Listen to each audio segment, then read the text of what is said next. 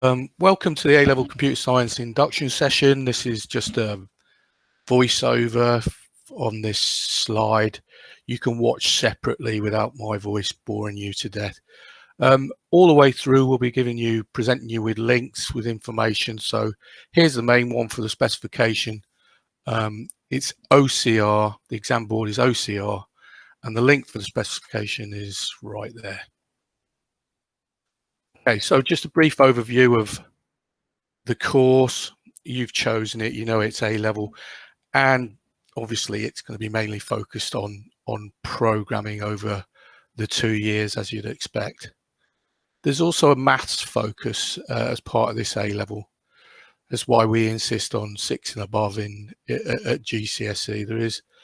The maths can be quite heavy at times, in algebra and working with quite complex algorithms sometimes, but also if you've done it at GCSE, you would have worked with number before and number bases, so a binary and hexadecimal, but also much more in the way of representing data in its most efficient form, something called normalization. And doing maths with normalized numbers, floating point numbers, can be quite taxing at times, so think about that. It relates quite a lot to what you do in some of your maths units as well, so you'll see the crossover there. Another focus for the course is something called computational thinking. Again, if you've done it at GCSE, you would have heard of decomposition, breaking problems down into smaller parts. It's a way of thinking, and there's much more to it than that. So concurrent operations, what things can be done at the same time, thinking ahead, which isn't just about sequencing or procedural programming. It's also thinking about the different routes through programs and maybe backtracking. So you've tried a particular route that didn't work as part of your program, and it will then backtrack to a point where it was working and then try a different route. So computational thinking is a really important aspect of developing applications and algorithms that you might use in your applications. So there's a lot of computational thinking, and it's mainly part of component 2. So anyway, let's have a look in more detail at the different components as part of the course. So there are basically 3 components: 1, 2, and 3. Funnily enough, 1 and 2 are externally assessed and marked, and they're each worth 40% of the final mark. So both papers, written papers, are 80% of your course assessment, and the final 20% is a project which you will tackle entirely on your own. So we'll look at that in a bit more detail in a second. So that's a brief overview. Looking at the contents of each of the components, you can see how they're broken down, how they're assessed, and what percentage of the course they make up. So component 1, there's a list there, but we'll look at detail how the processor works, different parts of the processors, different types of processors, how they're applied to different environments. But we'll go into a lot more detail about how instructions and data are transferred within the processor and how this links to storage. Component 1 talks about software and software development. So we'll be looking at different types of software, but also how we might go about investigating, designing, and developing software, and developing software in the future too.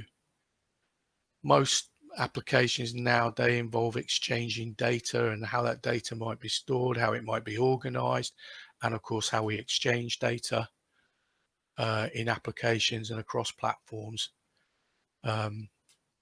Transmission of data and networking, all part of exchanging data. And then we start to get into the programming parts. Data types, data structures, algorithms are touched on in component 1, but in much more detail in component 2, where we will look at some common algorithms, what we might call standard algorithms we use to solve problems. So how does Google Maps, how does that find the shortest routes between two different places? Something called Dijkstra's algorithm, but shortest path. And there are a few different versions of that too. We'll be looking at efficiency of algorithms, how much time do they take to run, depending on the data set, and how much memory do they use. That can get quite complex at times, but it's important that it's not just part of the course, but it's it's an important consideration for developing algorithms. And of course, there's that real focus on computational thinking, understanding computational thinking and being systematic in its use. It is part of the exam, but it supports directly component 3, which is the coursework. Okay, that's only 20% of the final mark, but you'll find it's quite an involved process, and you'll have to write up different parts of it, the sections involved. Ones you might be familiar with from computer science and from other subjects, but essentially there's analysis, researching of the problem, understanding elements of the problem so that you can then move on to design a solution. This is you starting to think about what techniques, what platforms you might use for your solution, and justifying your choices, writing algorithms for your solution. Part 3, section 3, the development section, is where you're actually implementing, you're creating your program, and they're looking for a iterative development cycle there. So for each part, you develop a prototype, you test it, and then you make improvements to it, all the time working with an end user. So testing is an important part of it. It isn't just in the development, but there's the testing for evaluation. At the end, does it do everything that you said it would do in your analysis? And that's all written up in the evaluation at the end. So component 1, computer systems, is a written paper. That's a 2.5-hour exam. It's 140 marks, which is 40% of your final grade. Component 2, similarly, 2.5-hour exams. So there's two 2.5-hour exams, each worth 40%. So examination is 80%, and then the final project, or sorry, the project is the final part of the grade, and that's worth 20% of your final mark. Okay. So it's over to you now. We're going to give you some tasks to perform. These first few tasks I want you to do as soon as, because this is where you'll find all the information about the course that you'll be needing to use throughout the course. Probably one of the most important resources is your specification. The specification outlines all the content of the course and how you'd be assessed on it, and a bit more detail about what you'd be expected to know, understand, use, the skills you'll be expected to develop. It gives you a lot more detail, and you can continually check to make sure. It's a bit of a checklist. So you might remember ragging exercises, and you can certainly use the content there to help you rag in preparation for exams. So the second link here is to all past papers that the exam board provide. We have others. We've got exam papers and mark schemes on the learning platform going back for years. The exam board gives you last, but the good thing about the exam board ones is you get commentary with them as well. You get examiners moderation comments, so they can tell you where students often go wrong, and it's a good place to look and start to get to know the exams. It's so important you understand how you're going to be assessed and the kind of language and the expectations. What does the examiner expect to see in an A grade answer? What do they expect to see in a C grade answer. So very important you understand that. And there's also here a link to some endorsed textbooks for the course. We have a recognized, as the textbooks that we use, and that's all in good time. Nobody's expecting you to buy that right now. So no one's expecting you to buy it at all. We use content from there, but most students tend to want to buy a copy of that. But there's a list of endorsed textbooks and resources for the course. So these 3 links are from direct to the OCR website. Really useful resources there for you.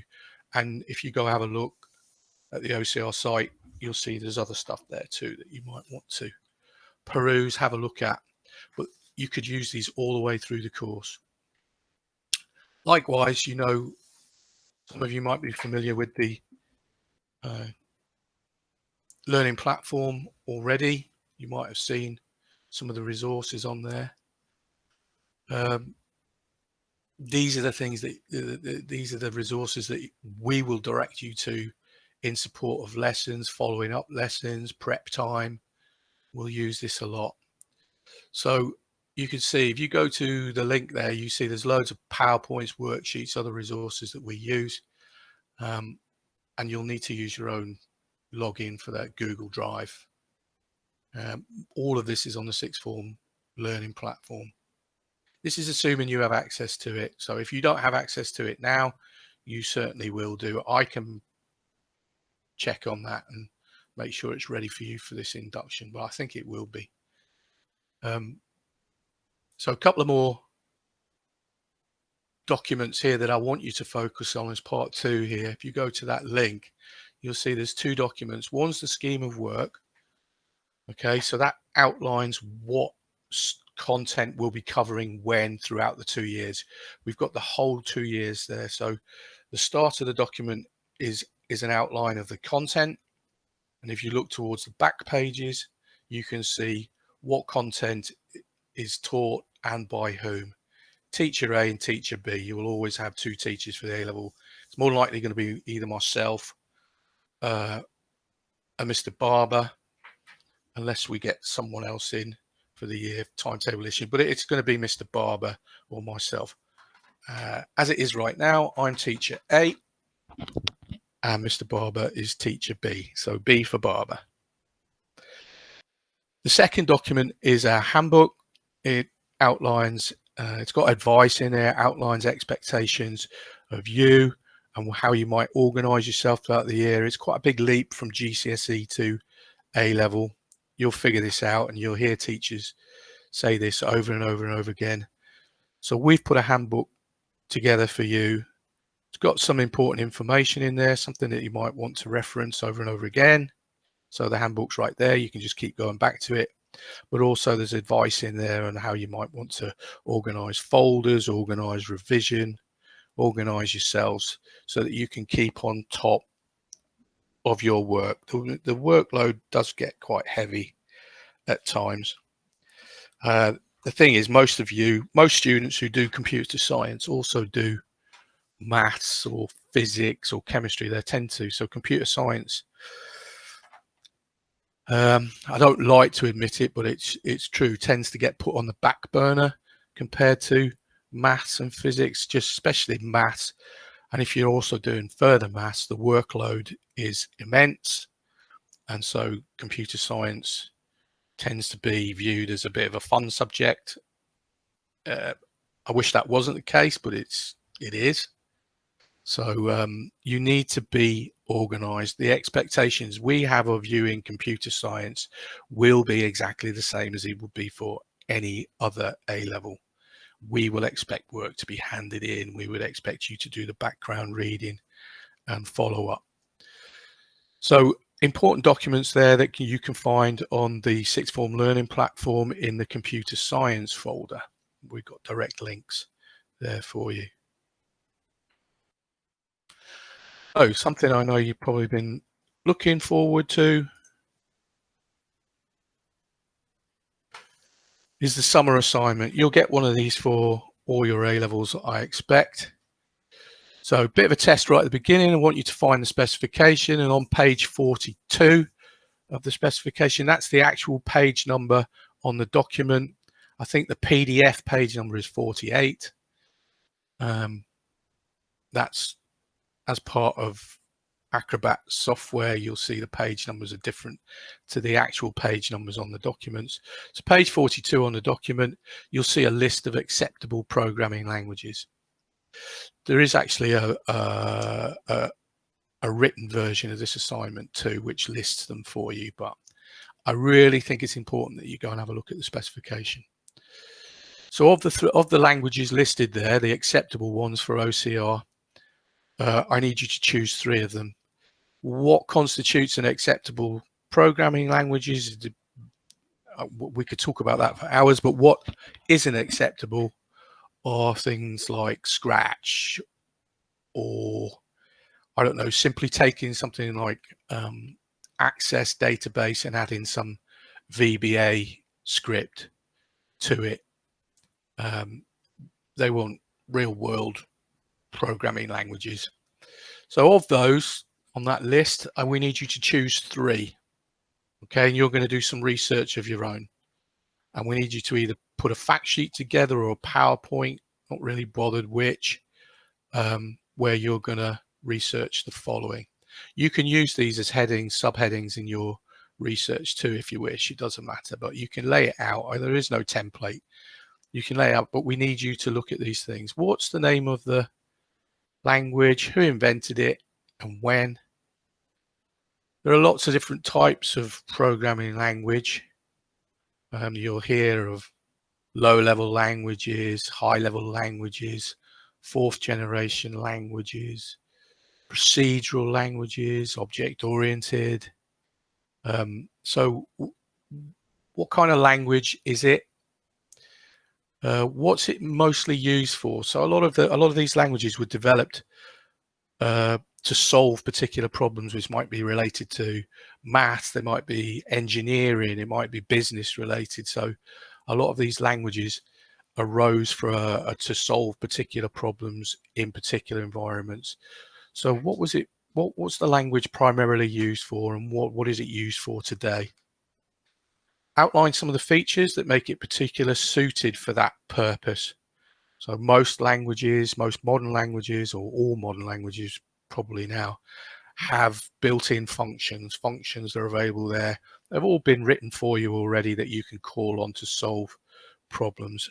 Also, they have libraries which aren't given to you by default. Again, they're code sections that allow you to perform particular tasks which aren't given to you by default. You have to import these libraries in order to make use of them. So you might remember from the coursework at GCSE, if you did that, if we were importing from a text file, we needed to import the IO libraries for Visual Basic, so that we could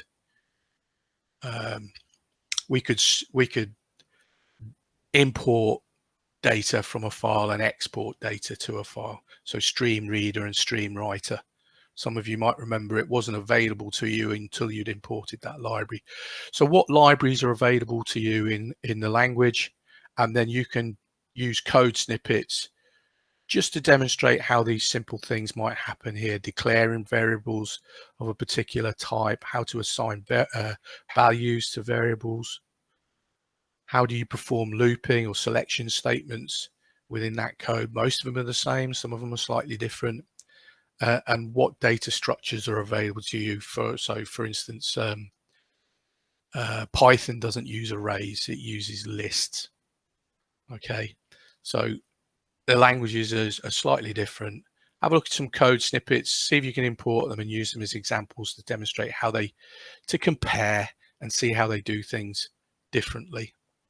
Okay, so the easiest way, there's lots of different ways you can search. If you just Google whatever the topic is, so if you just Google variables and then the language name, so you just go variable Python, it'll come up with some examples on there The other example I gave on here is if you just go libraries and C#, there'll be information on them. Most of the time you can find what you want. You can find code snippets that are going to help you give examples. You do need to explain the code snippets though. Don't just chuck them in there as a screenshot and expect me to understand what it is you're trying to show me.